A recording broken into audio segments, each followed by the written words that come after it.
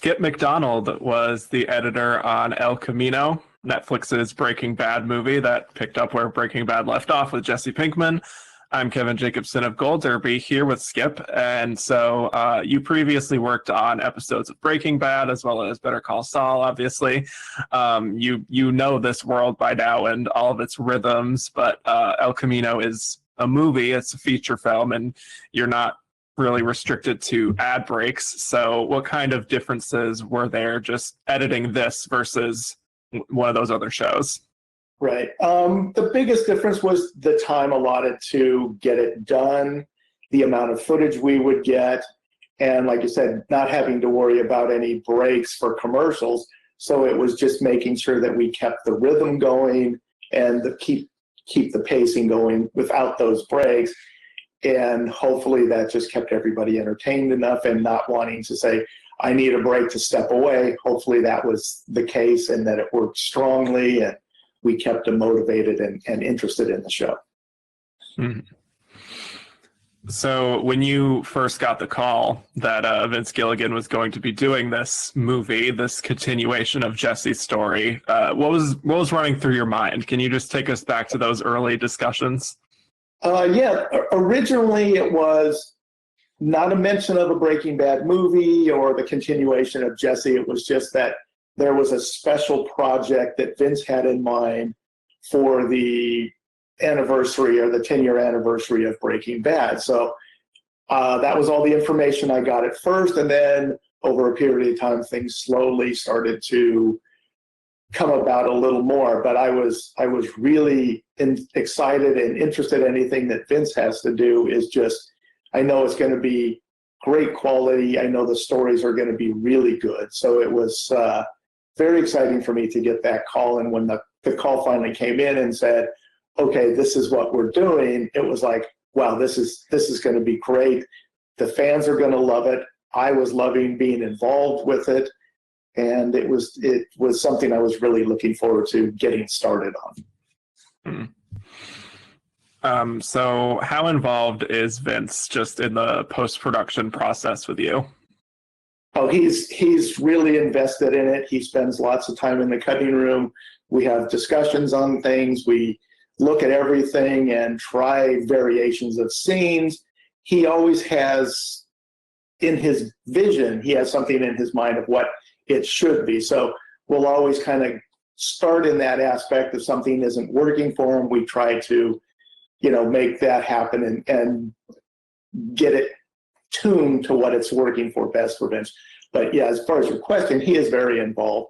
He spends a lot of time there. Like I said, we work things over, we go through things and make sure everything is just right. So that's why, for me, the products always come out so good, is that his attention to detail is always there.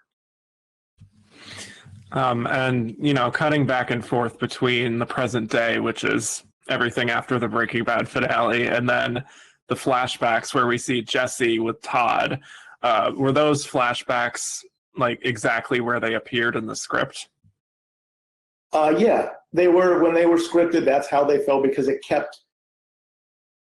I shouldn't say that. There were a couple that we ended up moving around slightly, but for the most part, yes, they were where they were scripted, because it helped the story flow and would connect the characters together and keep us or the audience interested in Jesse's story about where he was coming from and where he had to get to and where he was going at that point.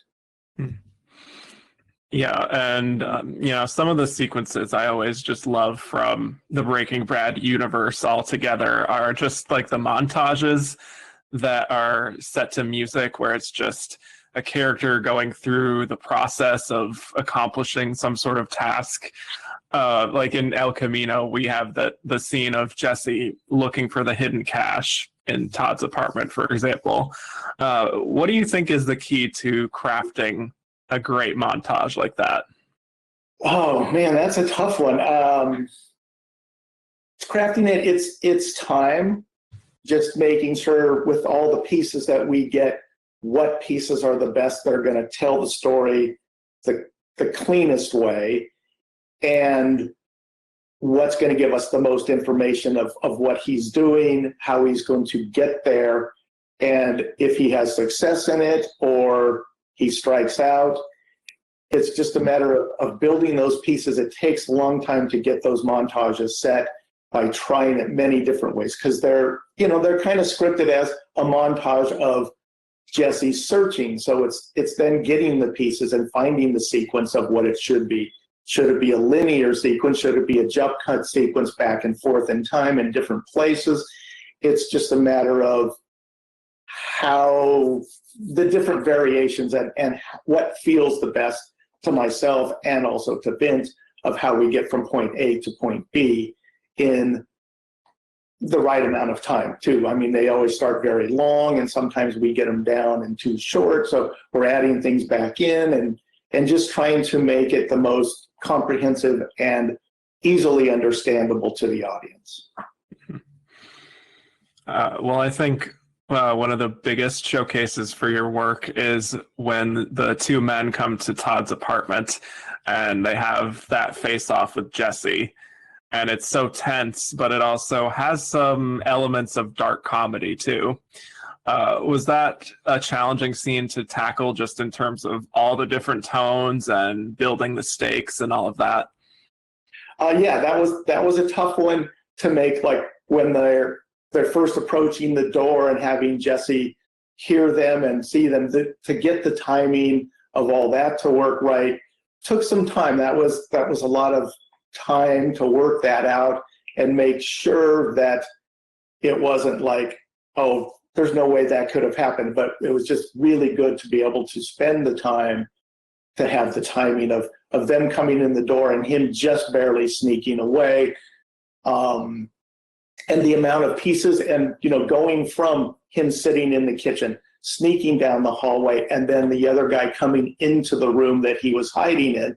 It's like trying to build those moments of where actually is he hiding and is he going to get caught or is the guy going to overlook it? So it took a long time to construct that scene and just slowly work the timing out, like you say, from the very tense moments to some of the dark humor. So it was a challenge, but I'm very happy with how it came out. And it was one of the few, not one of the few, but one of my favorite scenes in the show.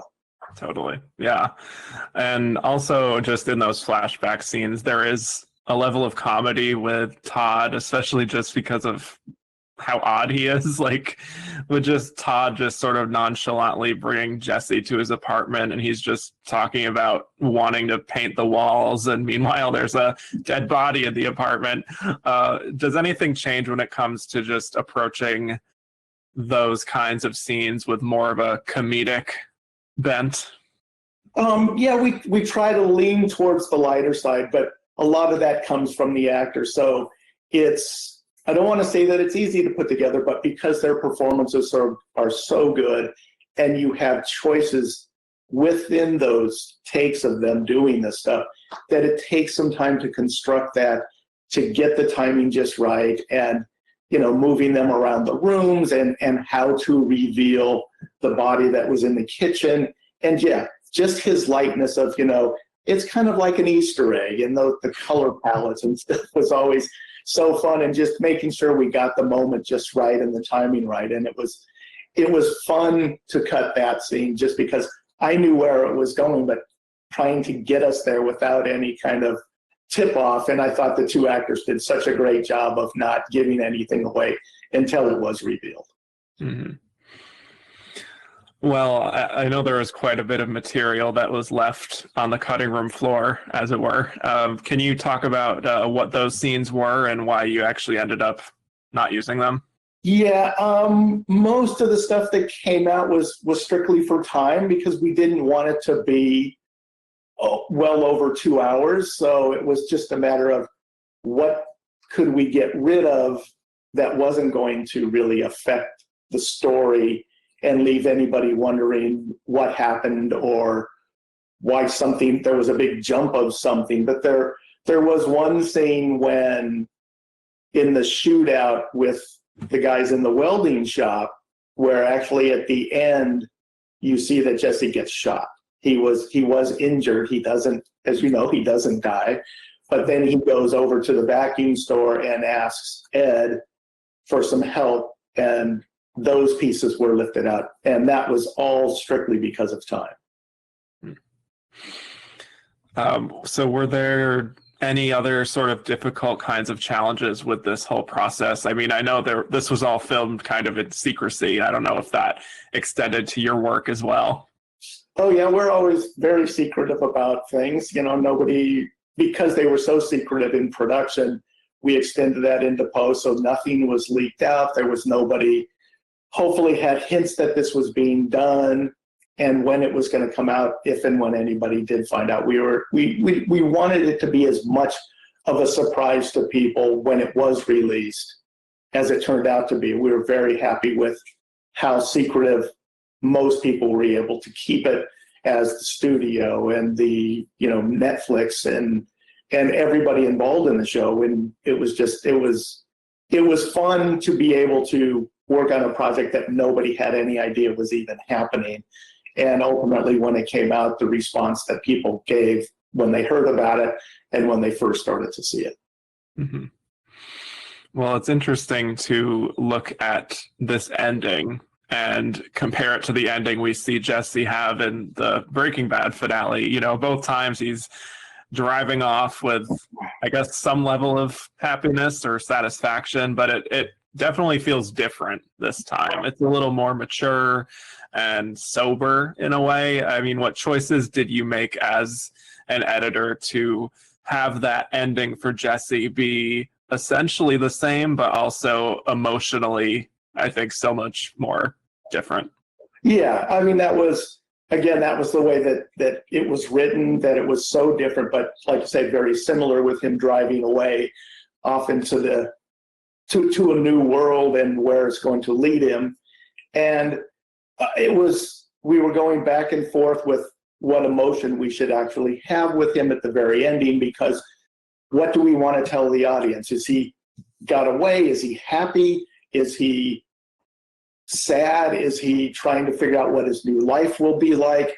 And he's on his own now. He can't reach out to anybody, any of his old friends, his family, or anybody. So now he's got to start his life new on his own without anybody there to lean on or to help him through this stuff. So it was kind of left as a struggle of how this was going to come about and what his life was going to be, or the potential to be.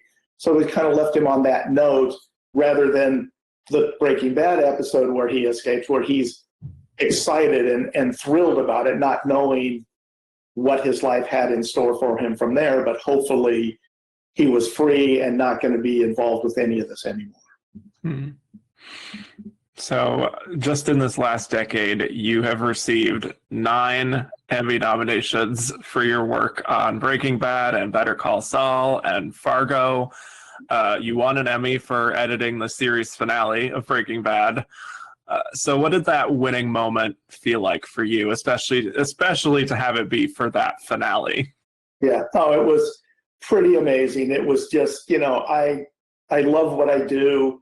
I look forward to going to work every day and creating these things that people will enjoy.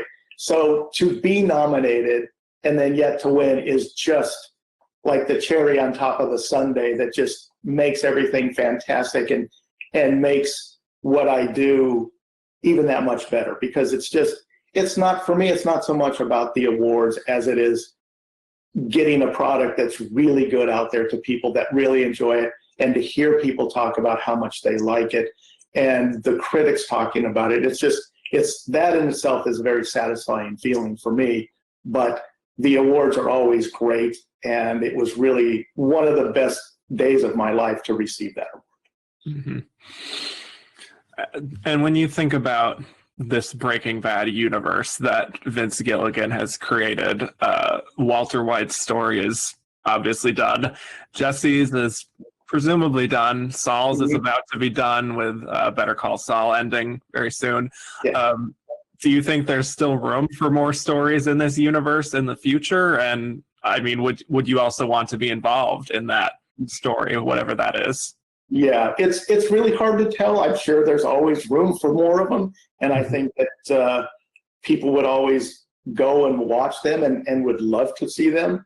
And if there are more, yes, I would very much love to be involved with them, because it's the way the writers tell the stories and the actors that they get. Everybody is so good, and it's more like a family now with the team that I work with, and Vince and the producers and the writers. We've been together for so many years now that it's like a family. And I would like to say I would hope there would be more, but it's so hard to tell, because I think they're all have done this for so long. They're looking to other avenues for different products and different types of shows.